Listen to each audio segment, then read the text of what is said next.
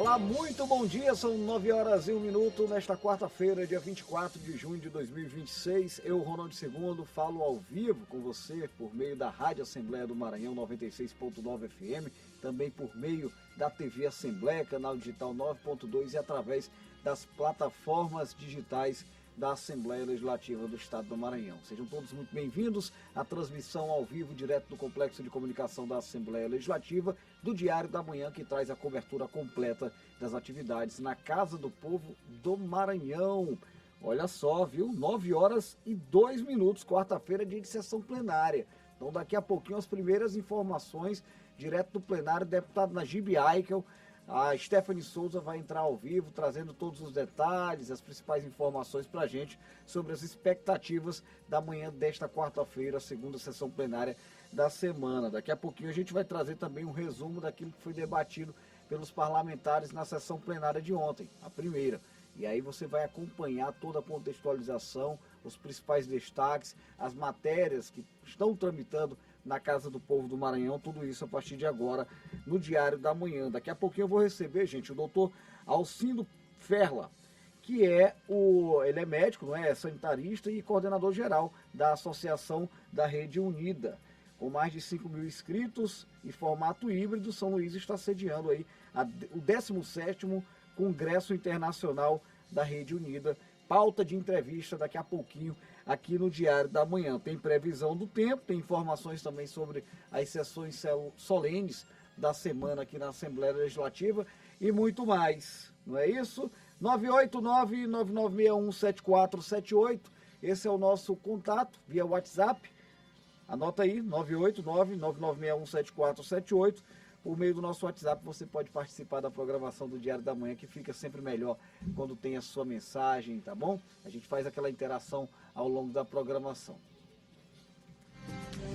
Vamos começar o Diário da Manhã chamando ao vivo a Stephanie Souza, nossa repórter, que está acompanhando toda a movimentação do plenário, esteve ontem na sessão plenária, vai acompanhar também hoje a movimentação, está com a nossa equipe por lá. É com você, Stephanie, bom dia. Oi, Ronald, bom dia a você, bom dia a todos que nos acompanham no Diário da Manhã. Pois é, inicia daqui a pouco a sessão plenária a partir das 9h30. Ontem, na sessão de ontem, foi discutido e votado muitos projetos de lei e propostas pelos parlamentares e hoje devem avançar ainda mais, pois algumas dessas propostas e PLs voltam a ser discutidas aqui na casa. Além disso, ontem foi realizada a CCJ, a Comissão de Constituição, Justiça e Cidadania. Cerca de 30 proposições legislativas foram apreciadas pelos deputados e eu destaco uma delas, que foi a medida provisória que trata de mudanças no ingresso à Polícia Militar do Maranhão, como, por exemplo, o aumento da idade limite para 35 anos. Além disso, além de hoje, da sessão plenária de hoje, amanhã continuam as atividades aqui no plenário Najib Aikel, também no mesmo horário, a partir das 9h30. E reforço que, além da nossa transmissão ao vivo no YouTube e também na TV Assembleia, no canal 9.2, é possível também acompanhar os destaques, né, o que aconteceu aqui no plenário Najib Aikel, na sessão de hoje, por meio da nossa programação, tanto na rádio quanto na TV Assembleia e no portal da Assembleia Legislativa do Maranhão. E daqui a pouco, né, um pouquinho mais tarde, às 13h, a gente se encontra dando um resumo do que foi discutido hoje pelos parlamentares aqui no plenário no Palácio Manuel Beckmann. Então é isso, Ronald, eu volto com você. Muito obrigado, viu, Stephanie? Uma ótima manhã de trabalho para toda a nossa equipe aí, das redes sociais, do site, da Rádio Assembleia e também da TV Assembleia. Como a Stephanie muito bem disse, 13h a gente traz já um balanço de toda essa movimentação no plenário nesta quarta-feira aqui no Palácio Manuel Beckmann. E vamos aproveitar também para trazer um resumo. Ontem nós tivemos movimentação, foi a primeira sessão plenária da semana, vários temas foram levados pelos parlamentares à tribuna. Vamos acompanhar os principais destaques. Durante o pequeno expediente da sessão plenária desta terça-feira, os deputados se pronunciaram na tribuna sobre diversos temas. O deputado Adelmo Soares destacou ações de assistência à população realizadas no município de Caxias. Fizemos em 5 locais distintos de Caxias, a entrega de praticamente 3.000 óculos desse projeto, que a gente não cansa de agradecer ao governador Carlos Brandão pela oportunidade de dar tantas pessoas serem beneficiadas como nós estamos fazendo na cidade de Caxias, na cidade da Baixada, enfim, aqui em São Luís, em todas as cidades desse estado, onde a gente tem prestado um serviço de excelência e transformado vidas, deputado Júnior Cascaria, mostrando o nosso compromisso e o nosso trabalho em prol do nosso povo. No grande expediente, o deputado Dr. Iglesio comentou sobre a morte de Thaís Dias, vítima de acidente de trânsito no município de Balsas. O deputado professor Marco Aurélio falou sobre a necessidade de mais autonomia da Universidade UEMaçu na região tocantina. Os deputados Francisco Najib e Wellington do Curso trataram sobre a recuperação da MA 123, que liga as cidades de Codó e Afonso Cunha. O deputado João Batista II comemorou o aniversário da cidade Presidente Sarney e destacou as ações que foram realizadas para melhorar a qualidade de vida no município. Cidade essa que conseguimos entregar lá patrulhas mecanizadas, viaturas para a polícia fortalecendo a segurança, conseguimos entregar o carro da Câmara, conseguimos entregar uma reta escavadeira, inúmeras obras nesse dia lá, Escola Técnica, agradecer ao nosso governador Carlos Brandão pela sua sensibilidade pelos municípios. Conseguimos entregar o Viva Procon, obra de extrema importância para que o cidadão tire sua identidade, regularize seu automóvel lá no Detran do Viva Procon. Entregamos ponte de concreto lá na cidade de Presidente Sarney, onde conseguimos também entregar estradas vicinais, um marco importante para a cidade de Presidente Sarney, que vive uma reconstrução e uma nova história. Na ordem do dia, deputados analisaram e votaram projetos de lei que seguiram para a sanção do governo do estado, entre eles o PL número 229 de 2026, de autoria da deputada Daniela, que dispõe sobre diretrizes para a implantação do Preparatório Estadual de Negócios para Mulheres Empreendedoras no estado, e o projeto de lei número 520 de 2024, do deputado Wellington do Curso, que busca instituir o mês da primeira infância e assim integrar o Maranhão às ações da lei federal. Olha, mais informações sobre os trabalhos na Assembleia Legislativa do Estado do Maranhão você pode acompanhar por meio do site al.ma.leg.br, através das nossas redes sociais e até diretamente no nosso canal oficial no YouTube, TV Assembleia do Maranhão. Vamos bater um papo bem interessante, já adianto aqui, já trago esse spoiler, sobre saúde, viu, aqui no Diário da Manhã. A gente abre agora o nosso quadro de entrevista. Entrevista.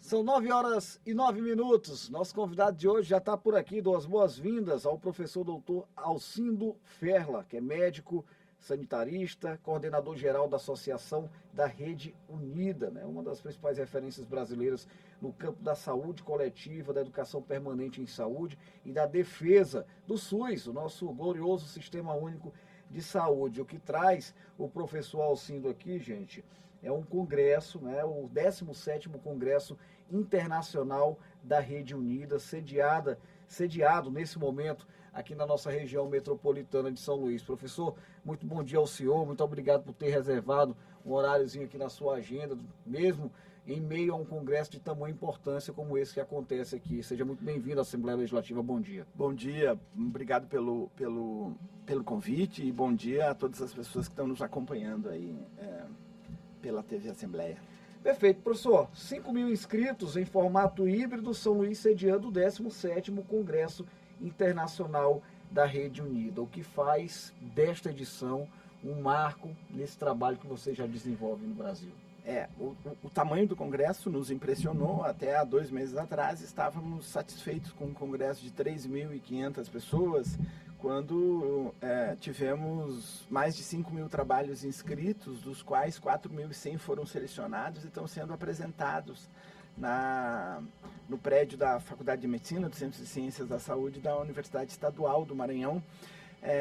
Trabalhos de todo o Brasil, mas também de muitos países aqui da América do Sul, da África e da Europa, sobretudo da Itália. Temos uma delegação, inclusive, bem expressiva de italianos que nos acompanha no Congresso e também num conjunto de parcerias da Rede Unida que a gente faz aí ao longo do ano, já há 18 anos. Só para a gente situar já os nossos ouvintes, telespectadores e internautas, o Congresso começou na segunda-feira, vai até... Segunda-feira, vai até sexta-feira, exceto uma das atividades.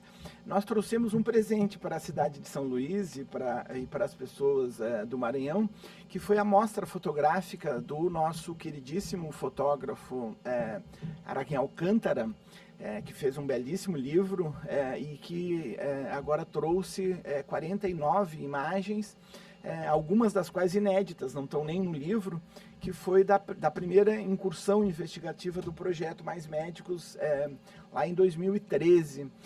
Araquém, junto com um jornalista que também está conosco, Antônio Lino, fizeram uma incursão pelo Brasil inteiro, pelas regiões mais longínquas, as periferias urbanas, mas também as áreas com menor densidade populacional, e descobriram e fizeram fotos e narrativas lindas. Eu digo ao Araquém que até então eu reconhecia como fotógrafo da natureza, aquelas coloridas imagens de animais, da flora, da fauna, mas agora, depois dessa exposição e depois desse álbum fotográfico, eu digo que ele também é o fotógrafo da alma do cuidado, porque as fotos são lindas. Ele escolheu o preto e branco como dispositivo, então... É uma referência, né, reconhecida, né? Está com uma exposição belíssima no Supremo Tribunal de Justiça. Sim. O Brasil pelo fotógrafo Araquém, e outra aqui conosco. Nesse momento ele está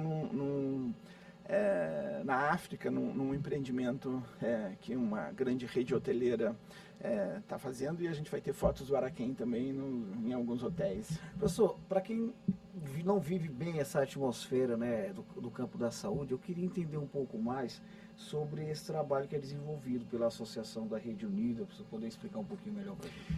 Então, a Rede Unida existe há 40 anos já como entidade, mas ela nasceu dos projetos de integração docente assistencial, o IDA, Integração Docente Assistencial, que são projetos que desde a década de 60 vão dizendo o seguinte: olha, a formação de profissionais de saúde é adequado que ela seja também feita dentro dos hospitais de ensino. O nosso hospital de ensino aqui do Maranhão é um excelente exemplo disso, mas é preciso que ela seja na comunidade. O hospital é um bom lugar para tratar de doenças. A produção de saúde ela precisa ser feita nos territórios. Então, começou a descentralizar o ensino, com resistências enormes da universidade, porque sempre fica mais confortável a sala de aula, sempre fica mais confortável o ambiente fechado, mas se dizia então que era preciso que o ensino fosse às comunidades, isso na década de 60 e 70.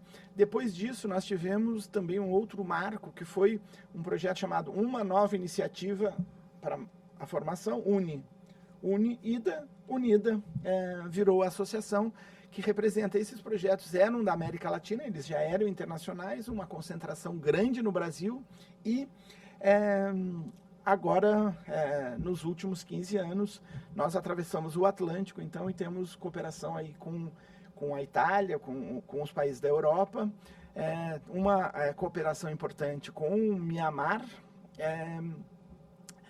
agora com os hospitais inteligentes e com a conexão com a China também, mas os países europeus aí com uma cooperação sempre grande.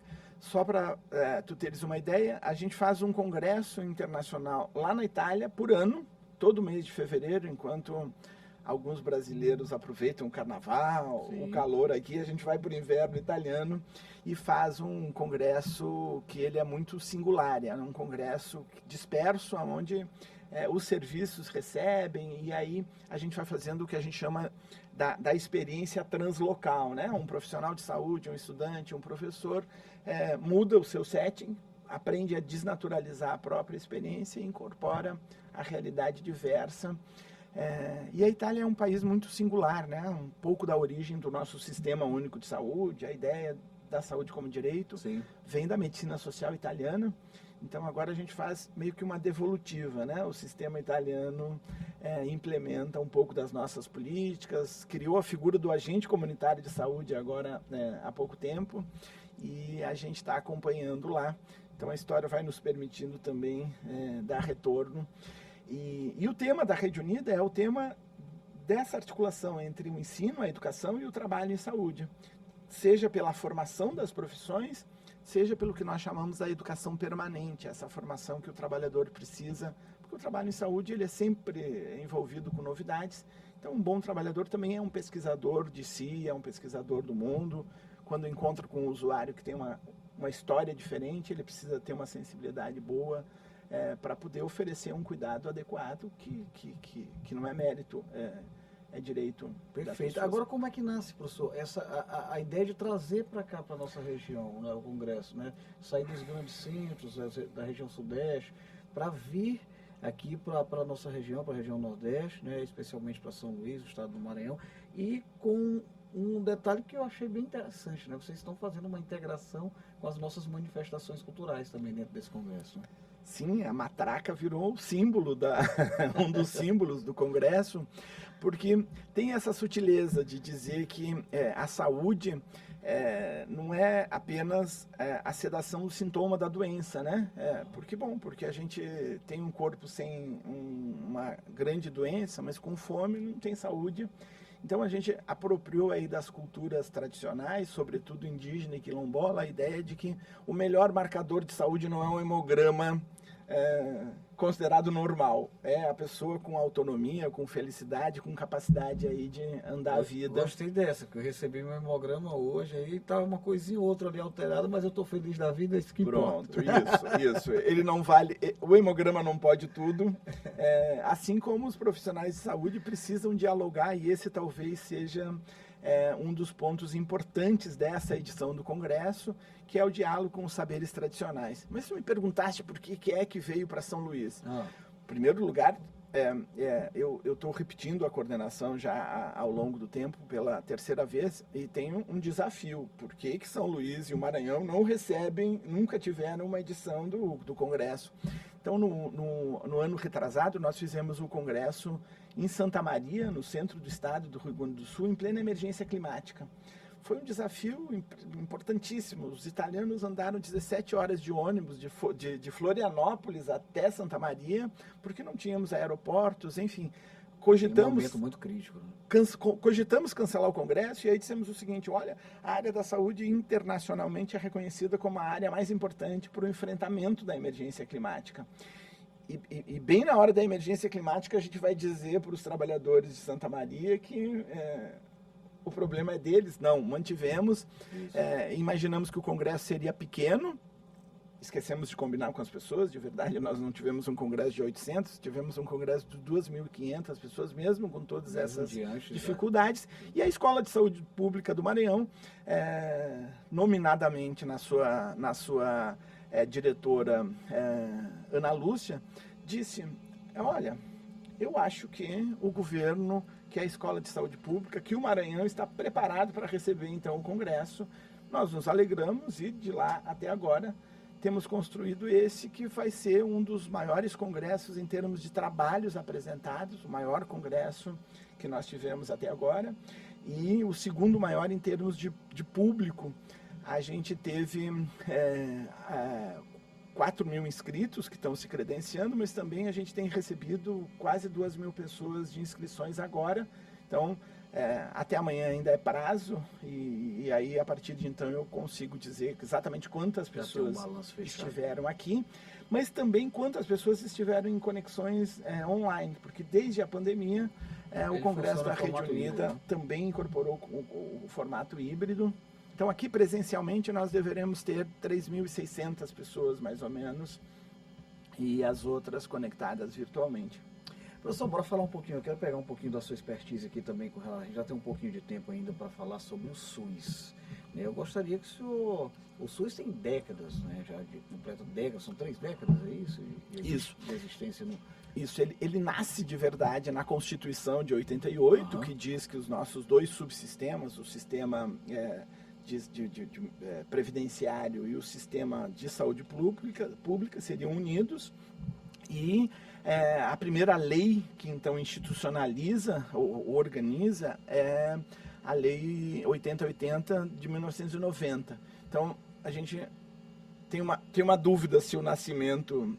mas eu acho que a Constituição foi, de fato, o centro obstétrico e depois teve a autonomia aí um pouco depois. Mas é isso. Pois é, e aí eu quero a sua leitura sobre essas conquistas, né, as grandes conquistas do SUS, né, ao longo dessas décadas, mas principalmente sobre os desafios que o nosso Sistema Único de Saúde enfrenta nos momentos atuais, né, até com os impactos que fazem parte da rotina dessa atual polarização política que nós temos no Brasil. Obviamente a gente não entra aqui em um detalhe ou outro de eixo de direita ou esquerda, de polarização política, mas a gente sabe que todo esse comportamento político no país, ele acaba impactando também a interpretação da população em torno do próprio Sistema Único de Saúde. Qual é a sua visão em torno desses desafios atuais hoje? Nós tivemos avanços incontestes, quer dizer, uma boa parte do aumento da expectativa média de vida que nós tivemos ao longo desses anos, ela se deve à universalização do atendimento. Porque de 88 ou de 90 em diante, criou a ideia do acesso universal. Quer dizer, todas as pessoas, independente de elas serem vinculadas ao mercado formal do trabalho e terem a carteirinha lá de beneficiário do INSS, do INAMPS, enfim, foram várias estratégias e aí ao longo do tempo, mas tem direito da atenção. O primeiro movimento que aconteceu pós-SUS foi uma expansão exorbitante de unidades básicas de saúde nos territórios. Isso aumentou muito o acesso e quando aumenta o acesso, algumas doenças que têm como desfecho o óbito, elas passaram a ou prorrogar esse desfecho ou a serem tratadas. Então, não apenas doenças agudas e a ampliação exorbitante da vacinação, do acesso às vacinas, foi muito importante para que a gente tivesse, então, uma diminuição expressiva de doenças respiratórias. Hoje a gente tem o pico nas doenças sazonais do inverno, que ainda são importantes e é muito importante que a população adira ao calendário vacinal, né, porque diminui muito essas infecções, mas mesmo as doenças crônicas. Hoje o Brasil é uma das principais referências em duas coisas que são bem importantes. O tratamento do câncer, que na nossa adolescência era sinônimo praticamente de morte, né? Hoje a gente tem um índice de tratamento importante, uma das legislações mais avançadas, porque ela estabelece tempo de uma suspeita até a investigação, e para a entrada no tratamento a gente tem uma pesquisa em oncologia importante, tem incluído a robótica e a inteligência e os recursos de inteligência. Dentro desse campo tecnológico, o senhor entende que a gente tem avançado bastante? A gente avançou bastante. Talvez um dos déficits importantes ainda seja a qualidade, que não é igual para todo mundo, o acesso, que não é exatamente universal. Mas será que isso também não é um reflexo de uma demanda... Certamente, mas eu penso, se tu me permites, que sim, claro, talvez o aumento de demanda para as doenças crônicas é meio inevitável. A gente morria em média aos 40 e poucos anos no começo do outro século, e agora, mesmo com a pandemia tendo nos roubado em média 2 anos de vida, a gente está com 75, 76 anos, aí uma pequena variação por sexo, mas isso é uma estimativa muito boa. Isso produz, por consequência, um envelhecimento da população. E uma população envelhecida, naturalmente, tem mais doenças crônicas. Porque o nosso alimento nem sempre é de boa qualidade. A gente tem uma lógica do alimento ultraprocessado, o que gera um impacto no organismo, né? Porque, os nossos ancestrais recentes tinham um hábito alimentar com uma presença cultural importante, o cultivo lá no quintal da casa, enfim, isso deixava de consumir uma quantidade de defensivos, de substâncias tóxicas enorme. Mas também o envelhecimento normalmente vai trazendo doença cardíaca, exposição ao câncer. A nossa formação continua sendo um problema, né? Tem uma polêmica sobre a formação médica. Agora a avaliação mostrou que uma pequena expansão ela mobilizou demais a estrutura aí de interesses das entidades, das associações médicas e começa essa disputa de não aumenta o número. Mas é inconteste o programa Mais Médicos, são 30 mil médicos que estão, que não foram captados pela demanda espontânea do mercado, né? E estão aí vinculados ao Mais Médicos, não mais aquele contingente importante de cubanos, mas ainda assim com médicos que não estão disponíveis para o trabalho, sobretudo nas periferias. As fotografias do Araquém são ótimas. Num ponto também que eu quero aproveitar, a gente está com pouco tempo ainda, mas eu gostaria de ter pelo menos uma hora aqui para conversar com o senhor. Eita. Mas a questão do programa Mais Médicos, eu acho que essa mudança de contingente houve um prejuízo para a gente em relação... Eu acho que mudou sim, teve um prejuízo, porque o que acontece? O programa originalmente ele captava médicos por demanda espontânea, vindos de países ou formados em países que tinham um coeficiente de médicos não menor do que o Brasil, ou seja, tinha uma preocupação internacional importante. Isso não supria todas as vagas, sobretudo das regiões mais longínquas, da Amazônia.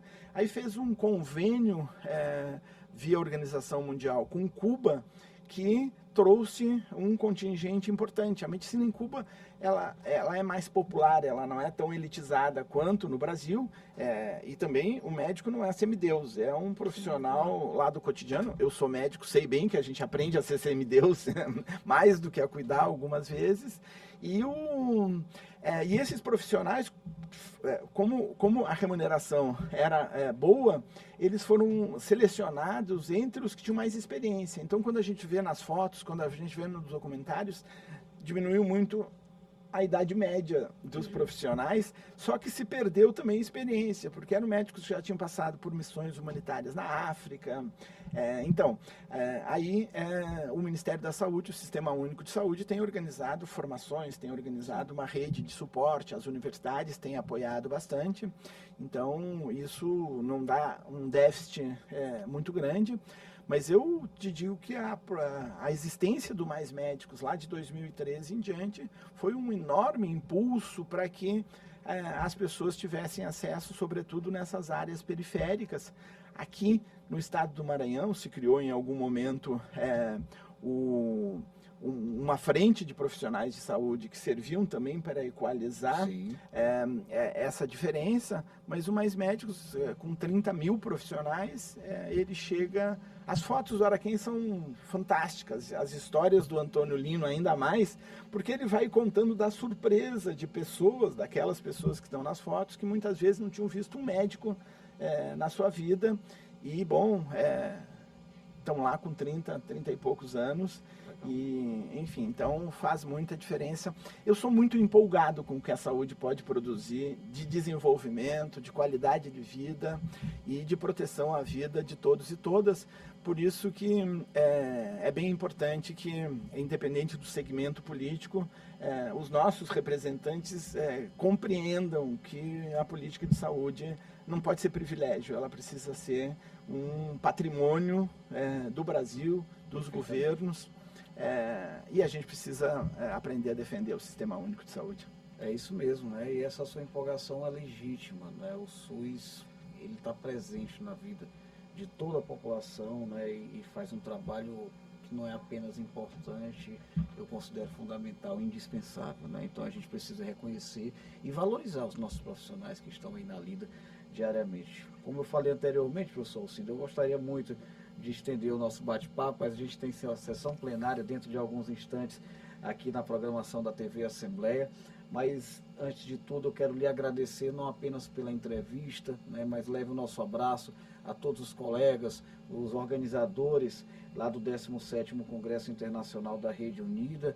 Nossa gratidão por vocês terem trazido para cá um evento de tamanha importância para a nossa região, que acaba posicionando o nosso Estado também de uma maneira tão positiva dentro desse contexto da discussão sobre saúde pública. Obrigado. Nós vamos encaminhar uma equipe de reportagem da TV Assembleia para acompanhar também o Congresso. Muito obrigado, senhor. Obrigado. Mas chegar no Maranhão em plena festividades de São João era a própria materialização da alegria como marcador de saúde. Então, é isso que nós encontramos. É aquele tipo de agenda. O senhor já viu aquele meme no Instagram que diz: esse trabalho está me matando. Aí o professor está aqui no Arraial da Assembleia, estava no Arraial da Assembleia, no Arraial do IPEM.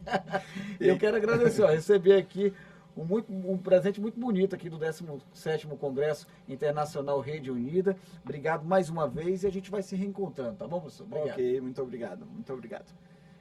Pessoal, vou precisar encerrar a transmissão simultânea com a TV Assembleia, já são 9 horas e 31 minutos, um papo sobre saúde pública aqui tão interessante, acabei avançando um pouquinho no horário, mas dentro de instantes a gente possivelmente, nós teremos aí possivelmente o início da segunda sessão plenária, a sessão desta quarta-feira aqui na Assembleia Legislativa do Estado do Maranhão. Obrigado pela companhia dos nossos telespectadores. 1h da tarde, retorna a TV Assembleia já apresentando a Assembleia em Foco, primeira edição. Até lá.